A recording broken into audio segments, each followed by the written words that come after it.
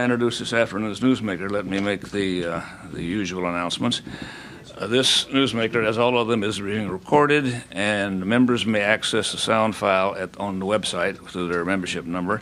Others may purchase a copy of a CD from the club's Broadcast Operations Center, which is on the 4th floor of this building. And the number there is 202-662-7510, and the email is boc@press.org. Second, follow my example, please, and turn off any little critters like this. If I can figure out how to turn mine off. There we go. Third, there is some material outside on our newsmaker. I think you may already have that, but you're welcome to it. And other newsmakers coming up will be on the club website, and one I hope to have next week, but I haven't got a date for it yet, concerns Burma and Myanmar, as they call it. Well, as you know, our newsmaker this afternoon is the Prime Minister and Minister of Justice of the Republic of Côte d'Ivoire, His Excellency Jono Kwadjo Ahoussou. Mr. Prime Minister, welcome to the National Press Club. Bienvenue. Where are you?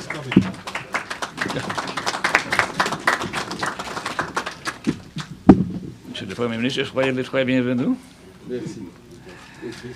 And I also would like to welcome some members of the Prime Minister's delegation, Ambassador, and they'll have to raise their hands because I'm afraid I haven't met everybody yet. Ambassador Youssoufou Bamba, and Ambassador Jadou Djibati, Ambassador to the United States, I have met. Minister of Commerce, Dagobert Banzio. Minister of State, Moussa Bosso. Is it Bosso? Dosso. Somebody else's handwriting. Yeah. District, mine's worse. The Governor of the District of Yamoussoukro, Augustin Thiam, Mr. Governor, and the CEO of the Export Promotion Agency, Mr. Guy Bonguet. Mr. Bonguet, merci. Welcome to you all. Well, I imagine, as you all know, the Prime Minister is in Washington along with other African leaders to take part in a special section of the U.S.-Africa Infrastructure Conference and activities of the AGOA, the Africa Growth and Opportunity Act. And this afternoon, I think he may tell us something about that, plus some other things, like the recent political developments in Côte d'Ivoire and the incursion of fighters from Liberia, which resulted in the closing of the Ivorian-Liberia border, and the status of former Ivorian President Laurent Gbagbo, who is in the custody of the International Criminal Court in The Hague, the ICC, accused of crimes against humanity, including murder and rape by his supporters when he refused to leave office after the election. So after the Prime Minister speaks, he will take your questions, and please let him know your name and affiliation when you ask them. And whenever you do have a question, if you'll give me a signal, I'll try to call on you in turn, and as many of you as time permits. And finally, if you haven't already done so, as you leave, please add your name to the sign-in sheet outside. Thank you very much. Monsieur le Ministre.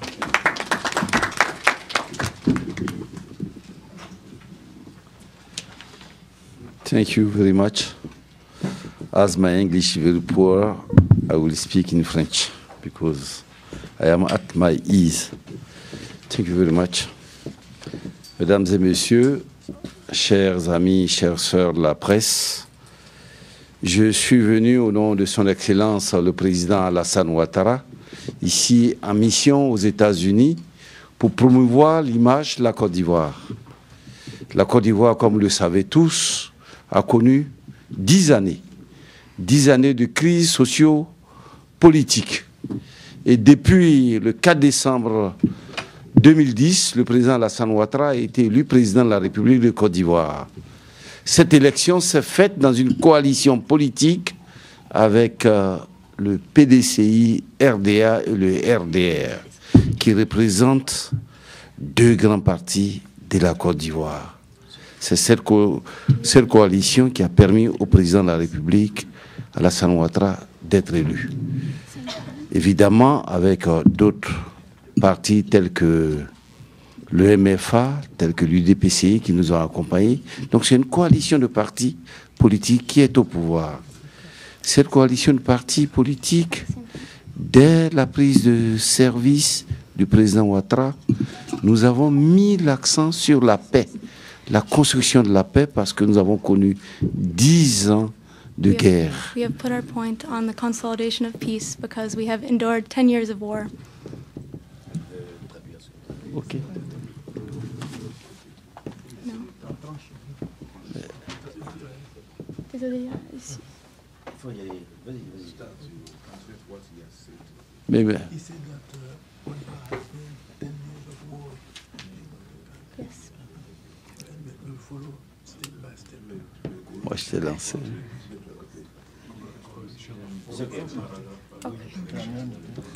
Vas-y. Je vais l'aider. First of all, the Prime Minister has just said that Côte d'Ivoire has witnessed 10 years of war, and the war have ended after the election, through which four big party of Côte d'Ivoire constitute a coalition that has been able to bring President Ouattara, the president of Côte d'Ivoire, to power. Et je parlais de... And he has been sent here by the president in order to promote the image of the new Côte d'Ivoire, the post-conflict Côte d'Ivoire. That is the purpose for which the president has sent him here with Peace Côte d'Ivoire. a peaceful Côte d'Ivoire. Promote peace because we are the son of Félix Houphouët-Boigny, who was the former president, a peaceful man. He has been brought here to promote a peaceful Côte d'Ivoire, since Côte d'Ivoire is the son of peace, because it is Côte d'Ivoire of Félix Houphouët-Boigny, who was a man of peace.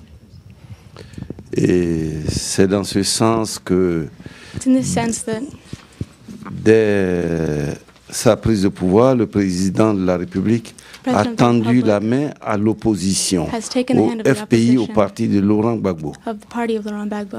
Oui. Et il a mis sur pied une commission nationale de dialogue et vérité, He has created a national commission présidée par Dialogue l'ancien and Premier Peace. ministre Charles Konan Banny. taken the hand of Konan Bédié. Et c'était la commission of true dialogue. Daouda, vas-y. Je pense qu'il vaut mieux donner à Ibrahima Diaby. Il va le faire professionnellement. Voilà. Do you mind? Excuse me. No, it's all right. When the President Ouattara was elected, he settled a commission of dialogue, truth, and truth. And this commission has been presided by Mr. Bani, Charles Konan Banny, who was the former Prime Minister of Côte d'Ivoire.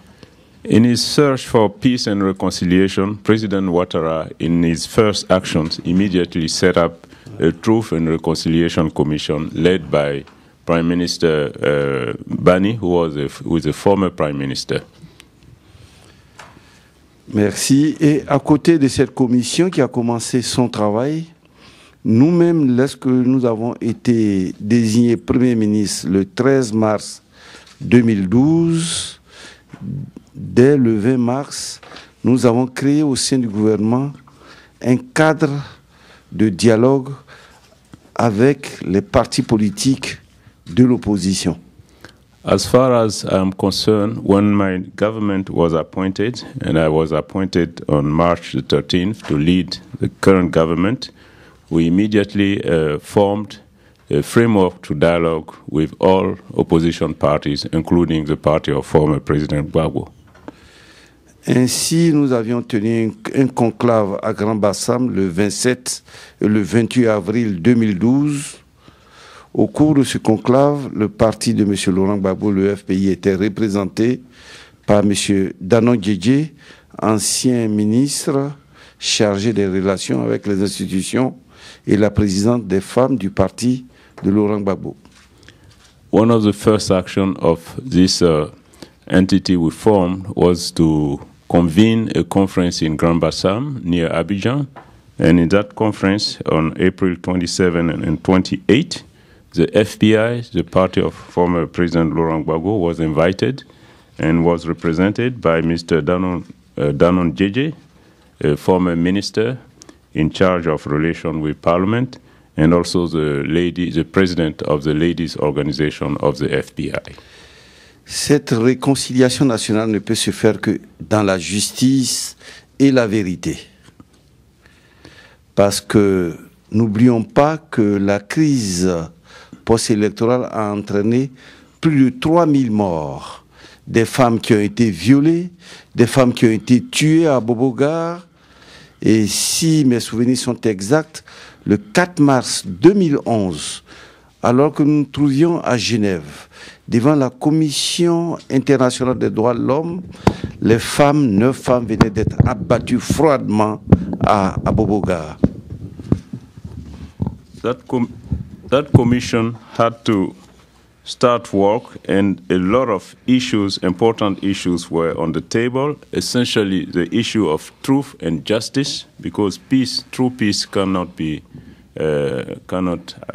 appear only with truth and justice. We had a very serious situation with over 3,000 deaths. We had a serious situation with women being outraged and raped. We had instances in the last instances of the political upheaval with women being killed directly, and many cases like that. C'est ainsi que les présumés auteurs de ces crimes sont actuellement arrêtés, détenus dans les prisons. Ils sont visités par la Croix-Rouge internationale, par toutes les organisations des droits de l'homme. We are ensuring that their rights are respected. Those accused of those doings are arrested, are under arrest, but they have the right being respected. They are being visited by Red Cross representative and Human Rights Association, as well as their lawyers. Et parmi eux, il y a le président Gbagbo qui a été arrêté et transféré à La Haye, à la Cour pénale, parce que la Côte d'Ivoire est signataire du traité de Rome en 1998, et je dirais, ironie du sort, en 2003, le président Gbagbo lui-même a demandé que la Cour pénale vienne pour apprécier, pour enquêter sur la rébellion qui a eu lieu le 19 septembre 2002. C'est Laurent Gbagbo qui a écrit à la Cour pénale pour leur demander de venir enquêter sur la rébellion qui a eu lieu le 19 septembre 2002. Voici le début de son transfert à la Cour pénale. One must note that Côte d'Ivoire is a signatory of the Rome Treaty, 1988 treaty, and in 2003, after the start of the upheaval in Côte d'Ivoire, it is former President Laurent Gbagbo who wrote to ask for an inquiry to be done on what was then called a rebellion. And it is of notice that today that he wrote to the Rome Treaty, to the ICC, and now he has been transferred to The Hague to answer in the general framework of all those events. C'est ça l'ironie du sort. Yeah, this is the irony of history. Et je continue pour dire que depuis cette crise, nous avions des soubresauts, notamment les partisans de Laurent Gbagbo, essaient d'attaquer la Côte d'Ivoire parce que la plupart d'entre eux ont fui le pays, et malgré les appels de retour, malgré les missions que nous avons effectuées dans les pays voisins pour que ces exilés reviennent, des irréductibles continuent à s'organiser pour attaquer la Côte d'Ivoire, principalement à partir du Libéria. We are very sorry to note that despite of all our effort to call for those who've left the country to come back in peace, we still have some Ivorians who are refugees in neighboring countries who are organizing themselves, and as you've indicated, as the press has reported, some of them got involved in financing and organizing cross-border attacks into Côte d'Ivoire. And that is really unfortunate. C'est ce qui, From Liberia, essentially. Ouais. Dernièrement, donc, avec des mercenaires libériens, ils ont attaqué la Côte d'Ivoire, ils ont tué même des soldats de la paix, qui sont les soldats les casques bleus de l'ONU. 7 des soldats des casques bleus ont été tués avec la population civile. Ils continuent à s'aimer le désarroi. Lately, one of the latest attacks from Liberia resulted in casualties. Some UN soldiers were killed, many civilians as well as disruptions in the country. 7 people were killed and UN ONUC soldiers. Et là-dessus, l'organisation Human Rights Watch avait déjà signalé la présence d'anciens militaires proches de Gbagbo et de miliciens et de mercenaires. Et Human Rights Watch avait déjà attiré l'attention pour dire que ces miliciens s'organisaient pour attaquer l'ouest de la Côte d'Ivoire. Et ça n'a pas manqué. 2 semaines après, ces attaques ont eu lieu. Indeed, Human Rights Watch did say about a month before that they noticed movement of mercenaries, of former soldiers, loyalists to Gbagbo, militia, being organized and preparing to perpetrate attacks from Liberia. Unfortunately, 2 or 3 weeks later, they did attack, and we had the casualties we just mentioned. Et aujourd'hui, dans le cadre des accords avec la CEDEAO, entre la Côte d'Ivoire et le Libéria, avec la Guinée, la frontière du Libéria a été fermée et l'ONU, les forces de l'ONU et les forces ivoiriennes sont en train de sécuriser la frontière ouest de la Côte d'Ivoire. Right now, we have taken some steps with the ECOWAS and our country and our neighbors to try to secure the border better and to actually secure the Liberia and the Guinea border, and the soldiers are being deployed to try to securize, bring more security and be able to follow up and repel attacks of that nature. La sécurité revient globalement dans le pays.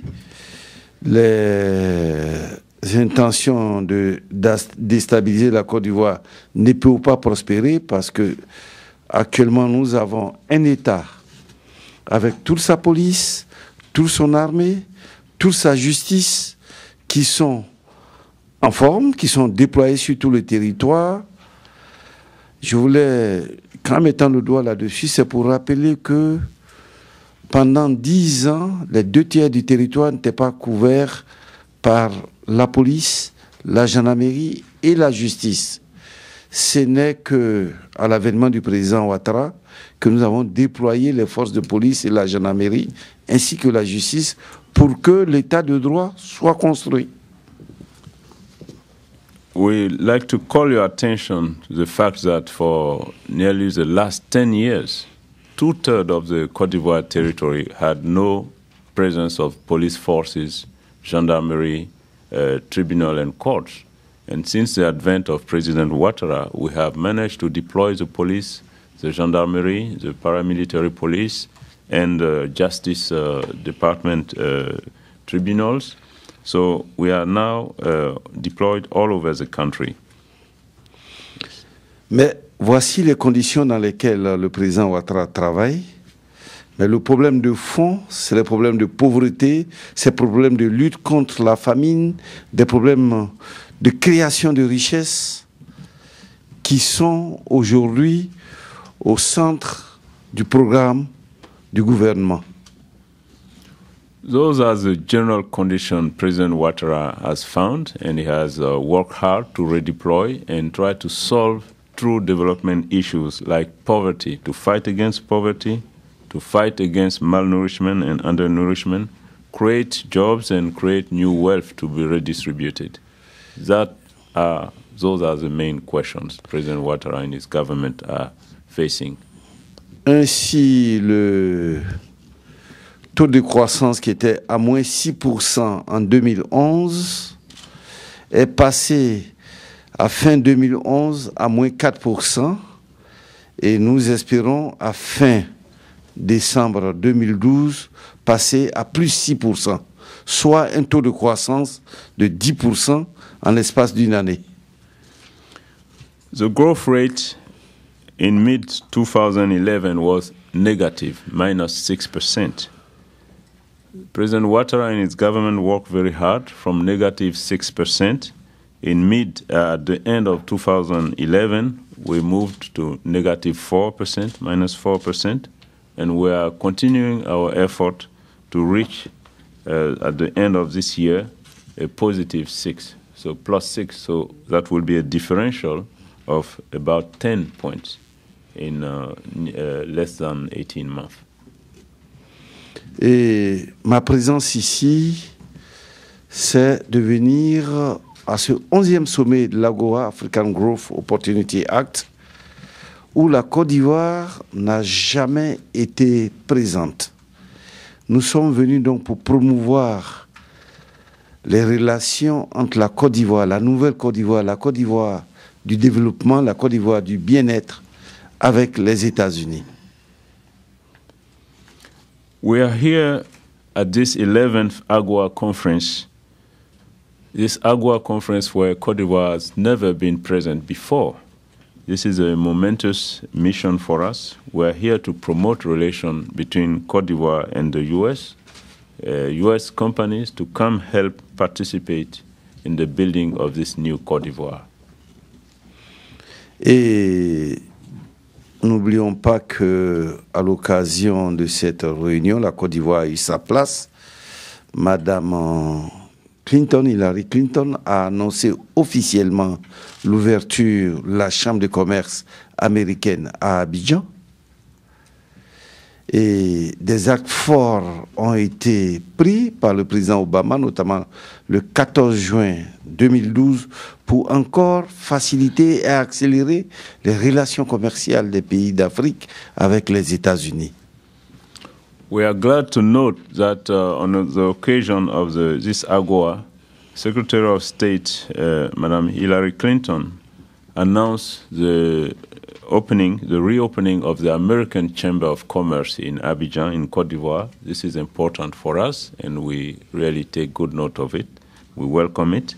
We also note the announcement made from President Obama that he is going to take measures to reinforce commercial relations between the United States and African countries, and Côte d'Ivoire hopes to be part of that.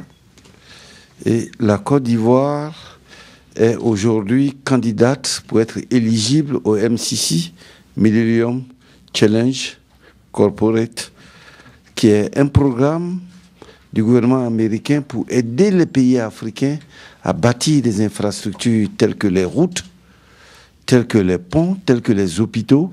La Côte d'Ivoire est candidate et nous espérons bien que d'ici 2013, nous serons éligibles parce que cela nous permettra d'avoir l'équivalent au moins de 300 milliards de francs CFA, 300 à 500 milliards de francs CFA pour construire nos routes.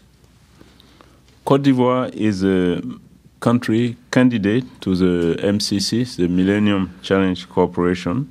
We hope to be really eligible to this very important U.S. government program because for us it would be very important to source funding for major infrastructure projects we have, as you know, in hospitals, roads, etc., in the restart of the new Côte d'Ivoire.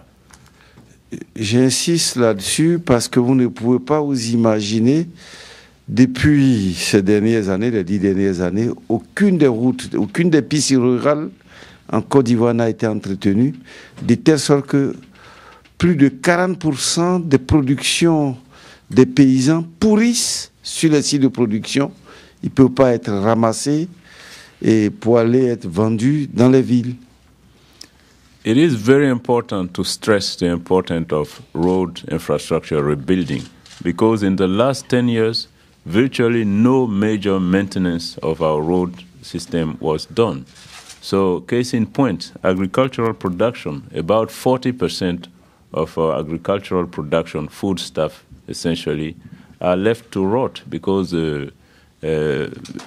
growers cannot send them to market. So it is very important for us to secure funding and to help rehabilitate our road system. Alors qu'au même moment, nous disons qu'il y a la famine. Voici la contradiction dans laquelle on est, et c'est pour cela que nous appelons vivement notre éligibilité au MCC pour pouvoir traiter ces problèmes qui sont des cas dramatiques. This example of road network lagging and consequence, we are losing about 40% of our food stuff. It's really important to note because there is famine and undernourishment. But if we had good road network, we could use our own production to combat most of the food deficit in the country and even outside. Au cours de notre séjour ici, nous avions visité la Banque mondiale, rencontré la directrice de la Banque mondiale, nous avons visité la directrice générale du Fonds monétaire international. Ce matin, nous avons visité le directeur général de la SFI et nous avons visité aussi des hommes politiques américains tels que M. Johnny Carson, sous-secrétaire d'État chargé des affaires africaines, et nous avons rencontré quelques membres de la Chambre de commerce américaine. Nous avions participé à la réunion avec le Corporate Council for Africa, des grandes séances qui prouvent que aujourd'hui la Côte d'Ivoire nouvelle est revenue à son niveau. La Côte d'Ivoire nouvelle dans la vision de son Excellence le président Alassane Ouattara, dont nous tous nous connaissons le grand leadership ayant prouvé partout où il a travaillé qu'il incarne les valeurs de bonne gouvernance, les valeurs du travail, le travail qui promeut, les valeurs de bâtir une économie au profit de la population ivoirienne et aussi la population de la sous-région. We have had the good fortune to meet during our stay here the World Bank leaders, the Director General of the International Monetary Fund. This morning we met the International Financial Corporation led.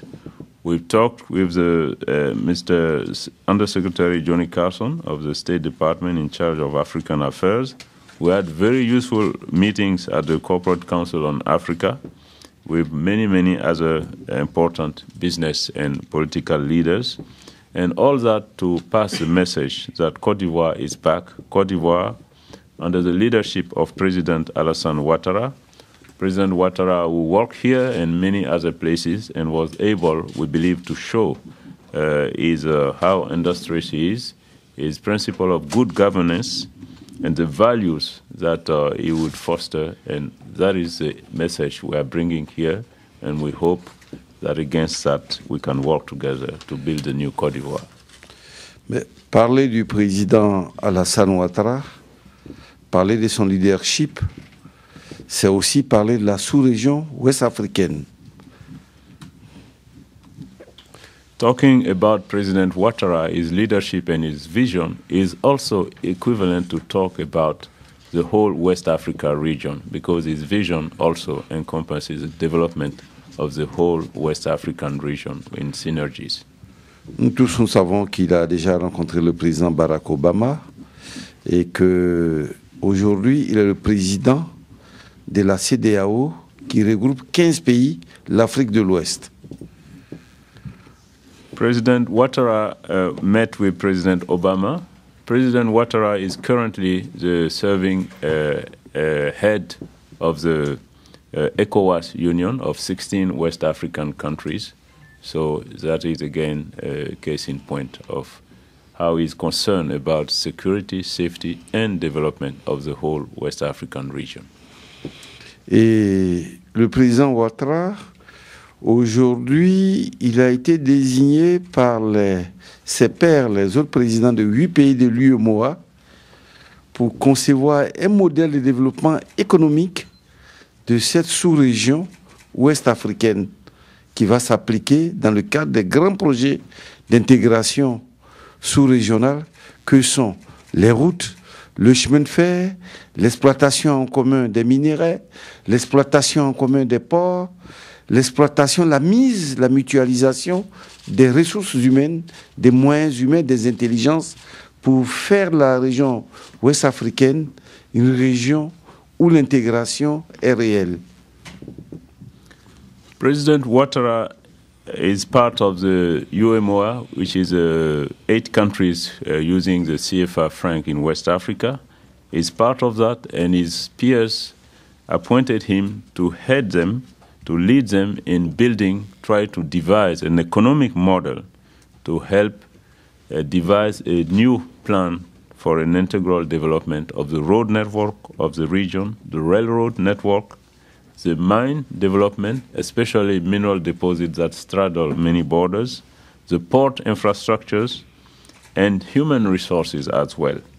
And all that to have a new start, a new restart, a renaissance of the West African region. Nous savons tous que dans la sous-région ouest africaine, il y a 4 pays qui comptent fondamentalement. Il y a le Nigeria et le Ghana qui comptent pour les pays anglo-saxons. Il y a la Côte d'Ivoire et le Sénégal qui comptent pour les pays francophones. Mais aujourd'hui, tous ces pays constituent des leviers pour pouvoir soulever les autres pays vers le grand développement économique et social. You know, of course, that in West Africa, the 4 major economic powerhouses are Nigeria and Ghana, which are also Anglophone, and you have Côte d'Ivoire and Senegal, who speak French, are Francophone. But we are all agreed today, and this is our belief and action, that those 4 countries must be used as levers to push all the West African region forward for economic development and integration. Et pourquoi la Côte d'Ivoire doit être le hub, la plateforme de ce développement? Parce que la Côte d'Ivoire est un pays où l'intégration sous-régionale n'est pas un vain mot. Il y a 26% de la population ivoirienne qui est composée de personnes venant d'ailleurs. Et le métissage par le sang, le métissage culturel, le melting pot qui se passe en Côte d'Ivoire doit servir de dynamisme pour que cette région retrouve rapidement son intégration, non seulement sociale, mais économique, parce que c'est en menant le combat pour mettre fin à la pauvreté, le combat pour créer la richesse, parce qu'on ne partage que la richesse. C'est en menant ce combat que nous pourrons mettre fin aux guerres, nous pouvons mettre fin aux rébellions, nous pouvons mettre fin aux désordres socio-politiques. Why should Côte d'Ivoire be a hub for this integration or a major player in it? You can observe that Côte d'Ivoire does not simply pay lip service to integration. In Côte d'Ivoire, you will find that 26% of the population are from all other countries in West Africa and elsewhere in the world. And this is not something new. This has been that way for the last 30 plus years. Côte d'Ivoire has the belief that we must fight poverty, we must create wealth, and those are very important elements with peace so that we can end finally wars, rebellions, and civil unrest in the region. Nous avons des exemples qui parlent ici, je m'excuse. Le gouverneur du district Yamoussoukro s'appelle M. Thiam, Augustin. De par son nom, c'est un nom sénégalais, mais il est le gouverneur du district. Il est l'héritier du président Félix Houphouët-Boigny et traditionnellement, il est ancré en Côte d'Ivoire. C'est l'exemple type d'intégration, ce que la Côte d'Ivoire de demain veut être, ressembler aux États-Unis. We have, as I said, Côte d'Ivoire is not paying lip service to integration. We have more than a quarter of the population, which is from all other countries. And Governor Augustin Thiam, who is present here, who is the governor of the Yamoussoukro district, our political capital, well, Governor Thiam is of Senegalese descent, but he is part of the Houphouët-Boigny's family. He is a grandson of Houphouët-Boigny, the founding president of Côte d'Ivoire.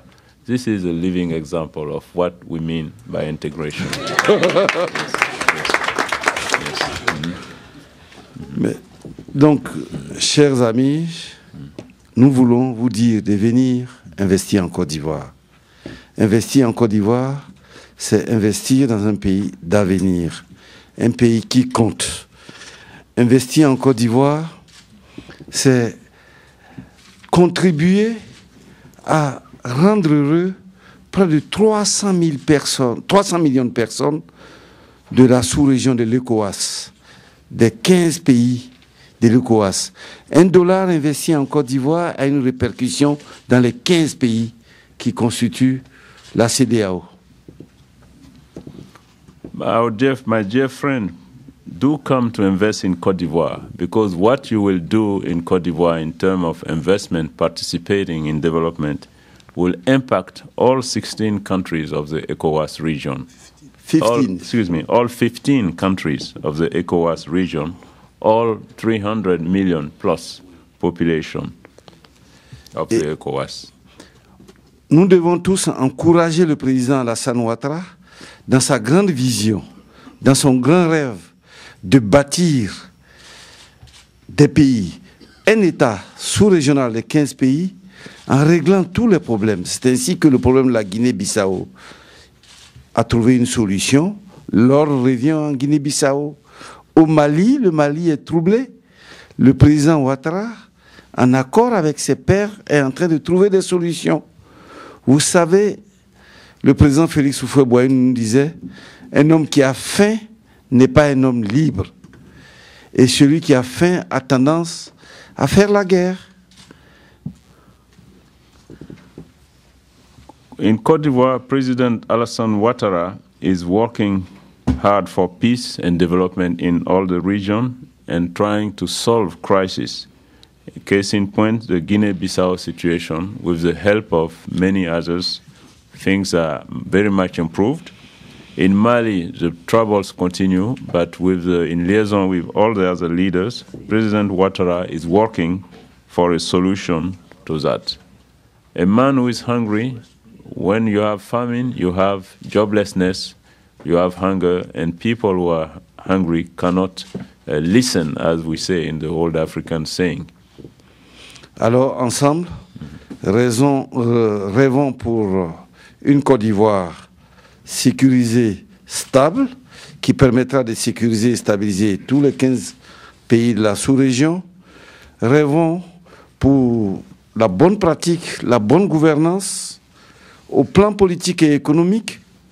Ayons une classe politique de qualité, ça permettra d'impacter dans la sous-région. Créons des emplois dans le cadre d'un partenariat public-privé.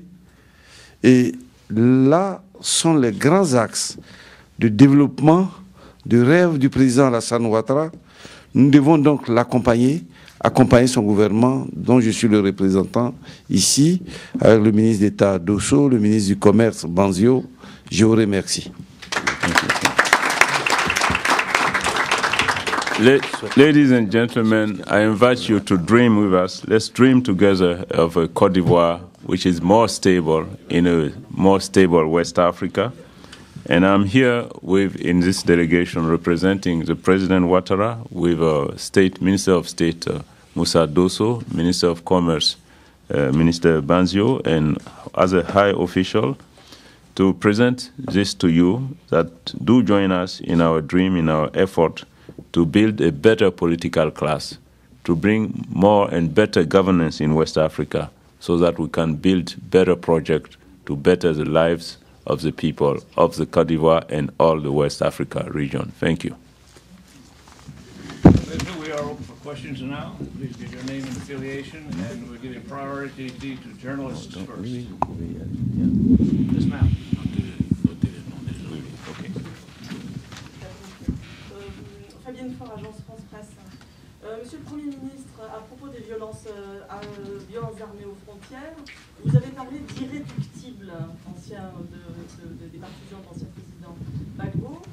Je voudrais savoir si, à votre avis, c'est un élément de déstabilisation important, et est-ce que cela peut remettre en cause la réconciliation dans le pays? Et concrètement, vous avez rendez-vous le 13 juillet avec les représentants du parti de paquebot. Est-ce que vous maintenez cette réunion? Je réponds au fur et à mesure. Merci, madame. J'ai parlé de... C'est résiduel, fondamentalement. Au moment, au temps fort de la crise, il y avait plus de 300 000 personnes qui ont quitté la Côte d'Ivoire. Qui au Bénin, qui au Togo, qui au Ghana, qui au Libéria. Mais selon les statistiques que nous avions avec le HCR, aujourd'hui nous sommes autour de 30 000 personnes. La plupart d'entre eux sont rentrés en Côte d'Ivoire. Et nous continuons à faire des efforts.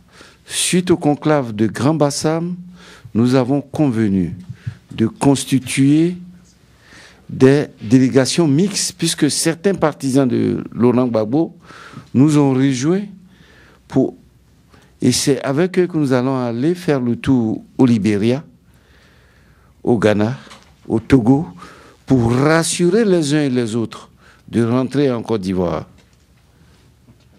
Mais je peux vous dire que ce qui mène comme action ne peut pas déstabiliser le régime. Mais ça perturbe. Vous savez, on est tous ici dans la salle. Il suffit qu'une seule personne s'élève et veuille nous perturber. Nous tous, nous aurons tendance à partir de la salle.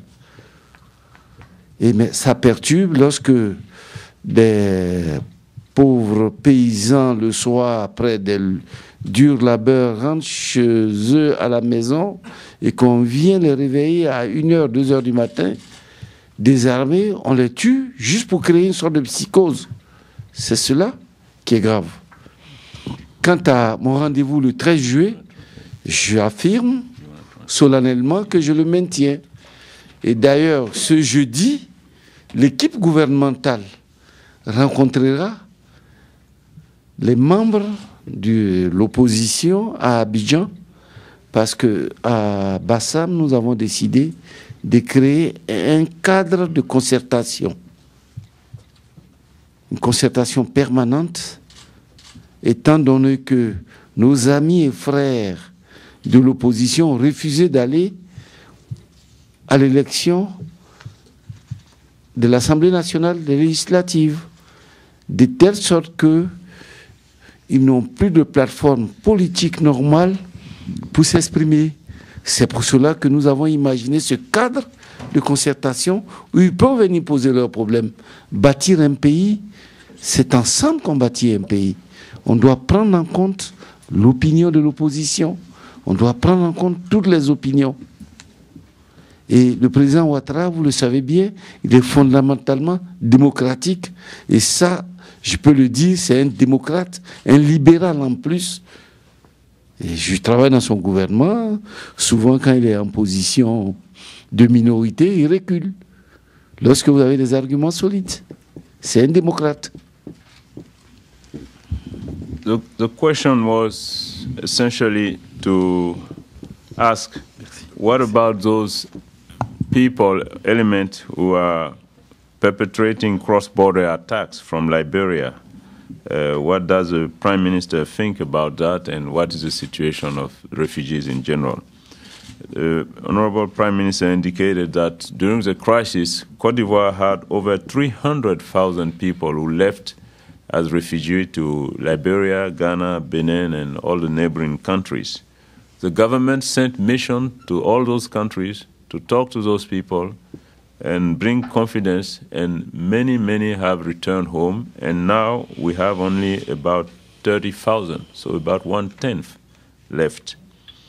So we know it is true, those actions of destabilization, of attacks, cross-border attacks, are going to be troublesome, because if they attack people who are coming from the field and are being attacked at midnight or late in the night, it is troublesome. They are not strong enough to destabilize the regime, but indeed they must be combated because it brings trouble in our effort to bring peace in the country. This next Thursday, the governmental commission will meet in Bassam with the opposition in our continuing effort to dialogue with them, to bring them in the fold, because President Ouattara is fundamentally a Democrat, somebody who is for dialogue, for constructive discussion. And as a Prime Minister, I can testify that even within his government, when we have discussions, if you have strong argument, well, he can change his views and accept your position if you have strong argument to defend it. Yes, ma'am. Would you identify yourself, please? Gloria Brown, Marshall, WBAI Radio. Je parlerai en anglais, s'il vous plaît. You mentioned the distribution or redistribution of wealth as part of the plan for the raising of Côte d'Ivoire economically. How do you go about redistributing the wealth?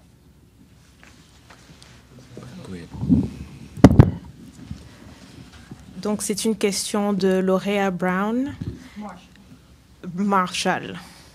Elle vous demande, vous avez parlé de distribution de biens, de richesses pour rétablir la situation en Côte d'Ivoire, et donc elle vous demande comment le gouvernement compte distribuer ces richesses-là. Merci. Par la création d'emplois, parce que la richesse, c'est vous les Américains qui disent que there is no free lunch. Donc c'est par le travail. Nous devons créer les conditions du travail. Nous, l'État de Côte d'Ivoire, nous créons les conditions du développement du secteur privé pour qu'il y ait du travail. S'il y a du travail, c'est une manière de partager la richesse, mais aussi d'investir dans les infrastructures sociaux telles que les hôpitaux, les écoles, très bonne éducation des jeunes Ivoiriens, leur donner des bons soins, bien les soigner. Parce qu'aujourd'hui, je vous dis, quand quelqu'un est malade, ceux qui ont un peu d'argent, ils prennent leur avion, ils viennent se soigner aux États-Unis. Mais nous, on doit pouvoir soigner les gens localement.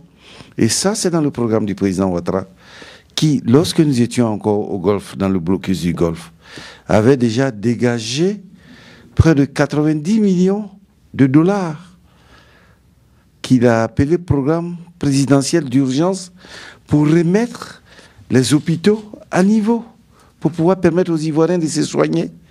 C'était des soins gratuits. On a offert gratuitement des médicaments à ceux qui sont malades. Voici un partage de la richesse, la solidarité. La solidarité.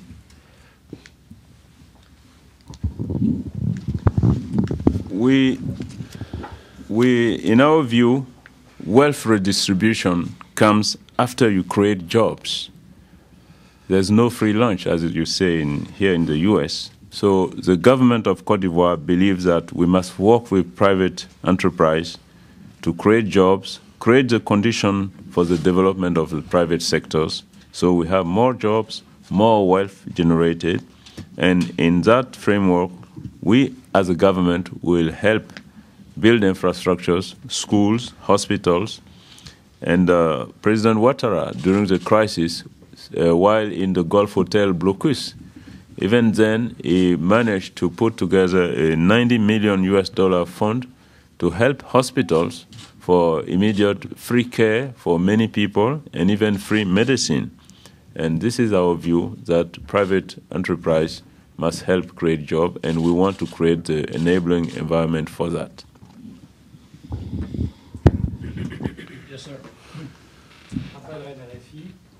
Deux questions, si vous voulez bien, Monsieur le Premier ministre. D'abord, la position de votre gouvernement sur l'éventualité d'une libération sous contrôle judiciaire de Laurent Gbagbo et son accueil éventuel, là aussi, en Ouganda. Ensuite, est-ce que les événements dans l'Ouest et le redéploiement des troupes ivoiriennes que vous avez abordées pour la sécurisation de la frontière risquent de remettre en cause la participation de la Côte d'Ivoire à la force CEDEAO qui est envisagée sous mandat des Nations Unies pour intervenir au Mali? Je crois que la Côte d'Ivoire a proposé d'envoyer 900 soldats, me semble-t-il. Merci. Merci beaucoup. Quant à la situation de M. Laurent Gbagbo, sa libération conditionnelle, laissons la justice faire son travail. s'il s'avère que les juges de la Cour pénale internationale estiment qu'il faille libérer conditionnellement M. Laurent Gbagbo, nous aviserons. Nous n'avions aucune objection, mais nous estimons que M. Laurent Gbagbo était à la tête de forces illégales qui ont commis des crimes. Nous avons toujours, en le suivant, parce qu'il a été le premier à saisir la Cour pénale internationale, profité de cette opportunité que lui-même a ouverte pour saisir en décembre 2010 la Cour pénale pour continuer les enquêtes. Les enquêtes ont eu lieu. Il y a eu un mandat d'arrêt qui a été exécuté. Et si la même Cour estime qu'il faille le mettre en liberté conditionnelle, on avisera. Quant à la participation de la Côte d'Ivoire aux forces de la CEDEAO au Mali, le président Ouattara est un homme de parole, une seule signature, une seule parole. La Côte d'Ivoire participera, ira au chevet du pays frère qu'est le Mali pour apporter sa contribution, mais dans un esprit pacifique, dans un esprit positif.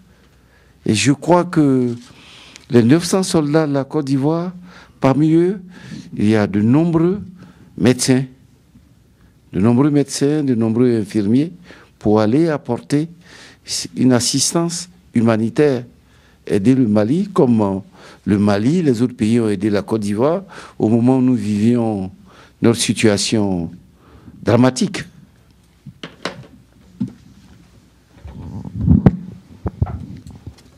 President Gbagbo's situation, we believe, is in the hand of the international courts.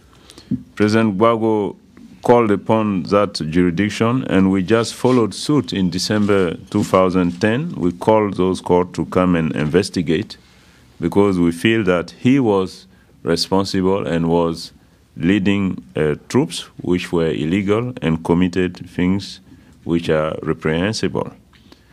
As far as the CEDEAO, the ECOWAS forces participation is concerned in Mali, President Ouattara has one word and one signature, and he is ready, Côte d'Ivoire is ready to help participate in that effort, to help Mali, just like others have helped Côte d'Ivoire during our crisis.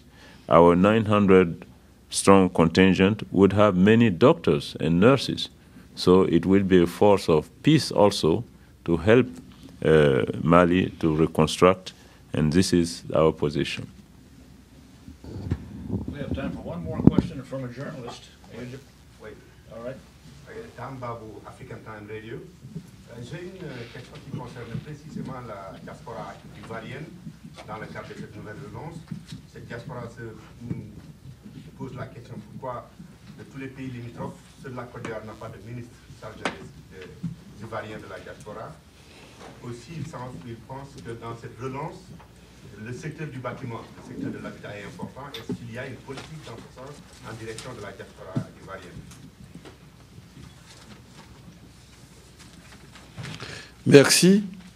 Oui, et non, pas de ministre chargé de la diaspora, parce que, bon, traditionnellement, les Ivoiriens, quand ils terminaient leurs études, la situation économique faisait qu'on rentrait tous travailler en Côte d'Ivoire. C'était ça. Et ce n'est que ces derniers temps, depuis les années 90, si je peux parler ainsi, que les Ivoiriens ont commencé à sortir nombreux à quitter le pays. Et au sein du ministère des Affaires étrangères, il y a une direction générale chargée des Ivoiriens de l'étranger. Pour le moment, nous sommes au stade de la direction générale des Ivoiriens de l'étranger.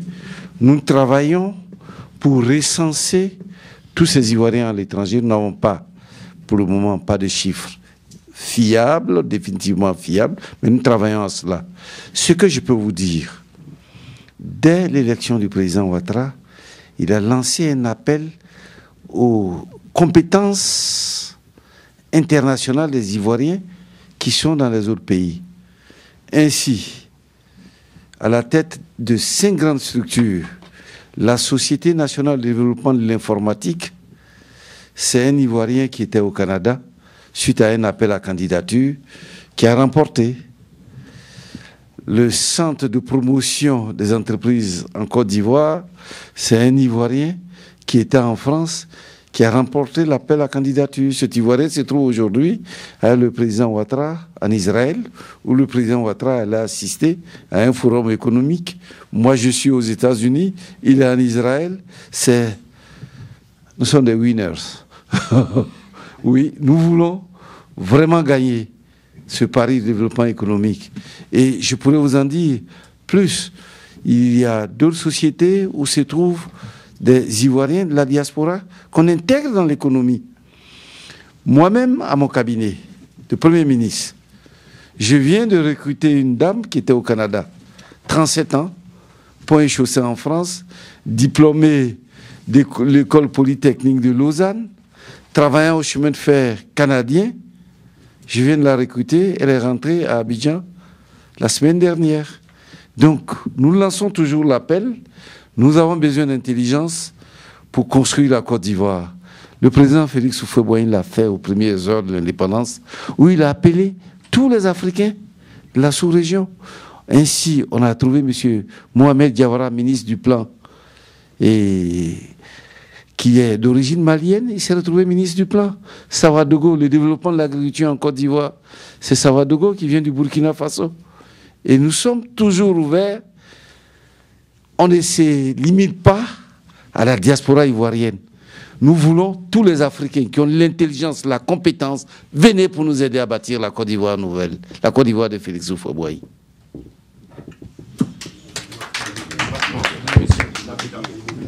Oui, la question sur l'immobilier. Il y a un ministère chargé du logement en Côte d'Ivoire. Mais comme toute politique immobilière, il faut l'accompagner. Financement de l'immobilier. Si vous suivez bien l'actualité, dernièrement, la BCEAO a changé ses règles parce que l'immobilier en Afrique, c'est 15 ans. Mais on vient de faire comme les États-Unis. On va à 30 ans pour les prêts bancaires. Et donc, la diaspora, si elle s'organise, elle est éligible, elle sera éligible à l'acquisition des immobiliers. Nous avons un programme, on a un besoin de 400 000 logements immédiatement. Ceux qui ont de l'argent qui viennent, on les accepte, on donne les terrains qui viennent construire. Soit 50 000 logements par an, je pense que nous pourrons répondre aux besoins de la population.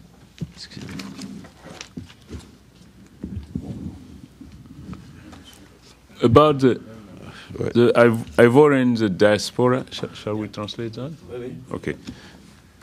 We don't have a ministry in charge of the diaspora because traditionally we didn't have it, because Ivorians, when they used to go abroad to study, they used to just come back home and work when they finish.